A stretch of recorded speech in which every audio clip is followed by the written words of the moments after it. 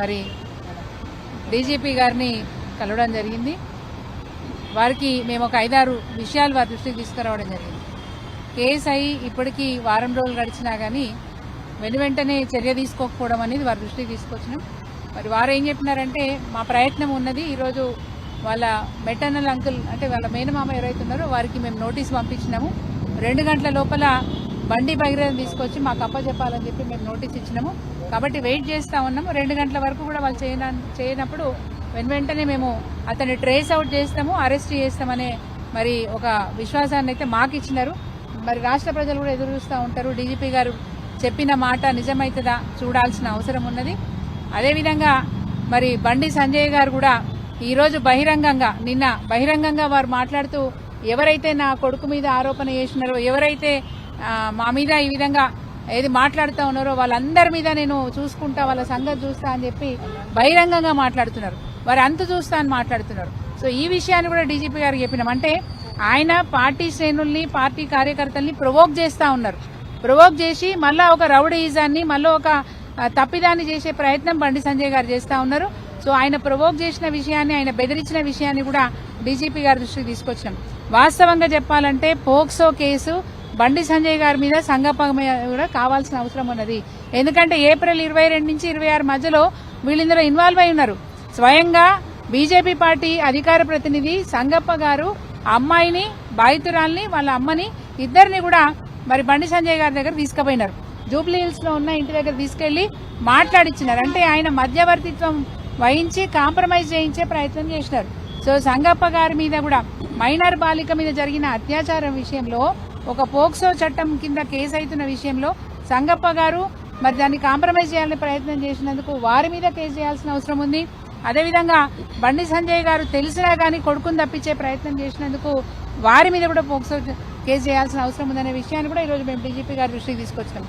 ఇంకొక విషయం ఏంటంటే మరి ఇంత రాద్ధాంతం జరుగుతున్న పేట్ బషీర్బాద్ లో ఉన్న మరి అక్కడున్న పోలీస్ యంత్రాంగం, సిఐ గారు కావచ్చు, అక్కడున్న ఏసీపీ కావచ్చు, ఎవరు కూడా దీన్ని దృష్టి పెట్టకపోవడం, వాళ్ళు వెళ్లి కేసు పెడతామని వెళ్తే కూడా సాయంత్రం 7 గంటల నుంచి రాత్రి 12:30 వరకు పోలీస్ స్టేషన్లో కూర్చోబెట్టుకుని తల్లిని, ఆ అమ్మాయిని పోలీస్ స్టేషన్లో కూర్చోబెట్టుకుని దారి మళ్లించే ప్రయత్నం, అంటే ఈ కేసు నీరుగార్చే ప్రయత్నం చేసినారు. సెక్షన్లు కూడా ఏది 6 సెక్షన్ పెట్టాల్సింది పోక్సో చట్ట ప్రకారం సెక్షన్ 6 పెట్టాల్సిన కేసుని సెక్షన్ 11 పెట్టి అక్కడే స్టేషన్లోనే బెయిలిచ్చే ప్రయత్నం కూడా చేసినారు. అంటే ఈ కేసుని నీరుగార్చే ప్రయత్నం చేసినందుకు పేట్ బషీర్బాద్ పోలీస్ స్టేషన్లో పనిచేస్తున్న ఆ యంత్రాంగ ఆఫీసర్లను కూడా తప్పకుండా వాళ్ళ మీద చర్యలు తీసుకోవాలని చెప్పి మరి డీజీపీ గారికి మేము చెప్పడం జరిగింది. ఈరోజు బీఆర్ఎస్ పార్టీ వాళ్ళే మాట్లాడుతున్నారంటే బీఆర్ఎస్ పార్టీకే బాధ్యత ఉంది, బీఆర్ఎస్ పార్టీకే ప్రజల పట్ల శ్రద్ధ ఉంది, బీఆర్ఎస్ పార్టీకే ప్రజల్ని రక్షించుకోవాలి, వాళ్ళని కాపాడుకోవాలనే శ్రద్ధ ఉంది. కాబట్టి ఈరోజు మేము మాట్లాడుతూ ఉన్నాం. బీజేపీ పార్టీలో ఉన్న వాళ్ళు తప్పు చేసినారు కాబట్టి, నేరస్తులు కాబట్టి, ద్రోహులు కాబట్టి వాళ్ళు మాట్లాడలేకపోతున్నారు. కాంగ్రెస్ పార్టీలో ఉన్న వాళ్ళు ఈ కేసు నీరగార్చాలనే ప్రయత్నం చేసినారు కాబట్టి, బీజేపీ నాయకులకు వంతపడాలనే ప్రయత్నం చేసినారు కాబట్టి ఈరోజు కాంగ్రెస్ పార్టీ నాయకులు మాట్లాడరు. గతంలో సీతక్క గారు ఇష్టం ఉన్నట్టు మాట్లాడినారు. కేసీఆర్ గారు ముఖ్యమంత్రిగా ఉన్నప్పుడు ఒక కేసు జరిగితే ఆమె వీడియో కూడా వైరల్ అవుతా ఉంది. ఇష్టం ఉన్నట్టు మాట్లాడి సీతక్క ఈరోజు మరి ఎందుకు మాట్లాడతలేవు, నీ నోరు ఎందుకు మూగపోయిందని మేము అడుగుతా ఉన్నాం. ఒక ఆడపిల్లకు అన్యాయం జరిగితే మీరు పట్టించుకోరా, మీరు మాట్లాడరా? నేను సీతక్క పేరే ఎందుకు చేసినా అంటే గతంలో తను మాట్లాడమే కాకుండా ఈరోజు రాష్ట్రంలో తను మహిళా శిశు సంక్షేమ శాఖ మంత్రి. వారు ఎంత బాధ్యతగా వాళ్ళు ఫీల్ కావాలి, ఒక తల్లిగా ఎంత బాధ్యతగా వాళ్ళు ఫీల్ కావాలి. అందుకే ఈరోజు డీజీపీ గారికి ఈ విషయాలను దృష్టి తీసుకొచ్చి ఆ అమ్మాయికి, ఆ అమ్మాయి కుటుంబానికి న్యాయం జరిగేంత వరకు మా పోరాటం కొనసాగుతుందని చెప్పి డీజీపీ గారు కూడా ఈ విషయం చెప్పి వచ్చినాం. Thank you.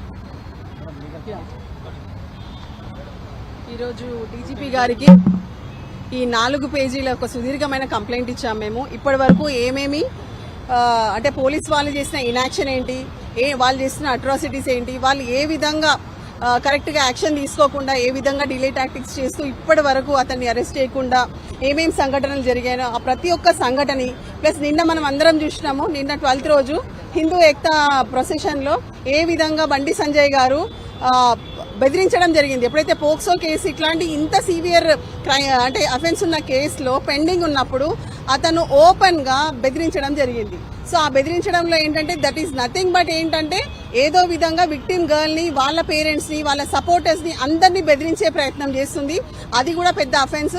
సో ఇప్పుడు మటుకు ఖచ్చితంగా బండి సంజయ్ గారిని కూడా ఇందులో అక్యూజ్ చేయాలని చెప్పాము. Because during the pendency of case father of the అంటే అక్యూజ్డ్ ఒకవేళ ఇలాంటి ఏమంటారు థ్రెటనింగ్స్ ఇస్తే చట్ట ప్రకారం ఇది చాలా పెద్ద నేరము. సో ఈ విషయాన్ని కూడా కన్సిడరేషన్ లోకి తీసుకోమని చెప్పాము. అదే విధంగా వీ క్వశ్చన్డ్ డీజీపీ గారు వెదర్ ఇప్పటి వరకు ఎల్ఓసి ఇష్యూ చేశారా అని అడిగాము. సో ఎల్ఓసి అయితే ఇప్పటి వరకు ఇష్యూ చేయలేదంట. It is very much surprising. Because చిన్న చిన్న కేసులలోనే మనం ఇంతకు ముందు చూసాము ఎల్ఓసీలు ఇష్యూ చేశారు. బట్ ఇంత పెద్ద సీరియస్ అంటే అఫెన్స్ ఏదైతే జరిగిందో ఈ విషయంలో ఇప్పటి వరకు కూడా ఎల్ఓసి ఇష్యూ చేయబడలేదు. సో ఖచ్చితంగా మేము అది కూడా రిక్వెస్ట్ చేస్తాం అందరము. సో ఖచ్చితంగా అది కూడా మేము చేస్తామన్నారు అండ్ అష్యూరెన్స్ ఇచ్చారు. ఈ రోజు మధ్యాహ్నం 2 o'clock లోపల తెమ్మని చెప్పాము, తీసుకురాలేదు కాబట్టి ఎట్ ది ఎర్లియస్ట్ మేము అతని కస్టడీలోకి తీసుకుంటాం, అరెస్ట్ చేస్తామన్నారు. సో ఈ విషయాన్ని కూడా మేము చెప్పాము. సామాన్య ప్రజలైతే ఒకవేళ నిందితుడు దొరకకపోతే వాళ్ళ ఇంట్లో వాళ్ళ తండ్రిని కానీ అన్నదమ్ములని కానీ తీసుకొచ్చి పోలీస్ స్టేషన్ లో కూర్చోపెడతారు, అప్పగించమని చెప్తారు. ఇక్కడ ఏంటంటే ఇంత సీరియస్ అఫెన్స్లలో ఎప్పుడు కూడా ఏమంటారు నోటీసులు ఇవ్వడం జరగదు. కానీ మీరు ఈ కేసులో చూస్తే వాళ్ళ మెటర్నల్ అంకుల్ మేనమామ వంశీకృష్ణకి నిన్న ఒక నోటీస్ ఇవ్వడం జరిగింది. అసలు ఆ notice A provision of law కింద ఇచ్చారు లేదు, సింప్లీ ఒక నోటీస్ అని రాస్తారు. అది ఏ ప్రకారం మీరు సిఆర్పిసి తీసుకున్నా బిఎన్ఎస్ఎస్ కింద తీసుకున్నా అసలు ఆ నోటీస్కి ఒక శాంటిటీనే లేదు. అట్లాంటి ఒక లీగల్ ఒక నోటీస్ ఇచ్చి ఆ నోటీస్ లో ఏమంటున్నారంటే ఈ రోజు మధ్యాహ్నం 2 గంటల లోపల తీసుకురమ్మంటున్నారు. అంత ప్రివిలేజెస్ ఇవ్వాల్సిన అవసరం ఏముంది? వాళ్ళు అనుకుంటే, పోలీసు వాళ్ళు అనుకుంటే ఎంతసేపు వాళ్ళ స్టేట్మెంట్స్, కాల్ రికార్డ్స్, ఇంట్లో వాళ్ళ కాల్ రికార్డ్స్ తీస్తే ఈజీగా పట్టుకురావచ్చు. సో ఈ విషయాన్ని ఖచ్చితంగా మీరు పట్టుకురావాలని చెప్పాము ఏ విధంగానైనా. సో అన్నారు ఈ ఇన్వెస్టిగేషన్ ఆల్రెడీ పెండింగ్ లో ఉంది, సో ఖచ్చితంగా తీసుకొస్తామని చెప్పారు. అదే విధంగా సెక్షన్ 5 and 6 కి ఆల్టర్ అయింది. దానికి కూడా మేము నిజంగా అంటే ఆ పాప వాంగ్మూలం రికార్డ్ చేశాక ఎప్పుడైతే సెక్షన్ ఆల్టర్ చేశారో సో ఎంత సీరియస్ అఫెన్స్ నుంచి బండి సంజయ్ తన కుమారుణ్ణి రక్షించుకోవాలని చూసాడో మనకు అర్థమైంది. మీరందరూ కూడా section 5 and 6 of POCSO act చూడండి. చాలా తీవ్రంగా లైంగిక అత్యాచారం ఆ అమ్మాయి మీద రిపీటెడ్ గా జరిగింది. అంత పెద్ద విషయాన్ని దాచిపెట్టి ఆమె మీదనే ఉల్టా కేసు బనాయించి ఫాల్స్ కేసులో ఇరిగించాలనేసి వాళ్ళు ప్రయత్నించారు. సో ఈ విషయాలని కూడా డీజీపీ గారి దృష్టికి తీసుకెళ్లాము. ఖచ్చితంగా ఎట్ ది ఎర్లియస్ట్ వాళ్ళు అమ్మాయికి బాధితురాలకి న్యాయం చేస్తామని చెప్పారు.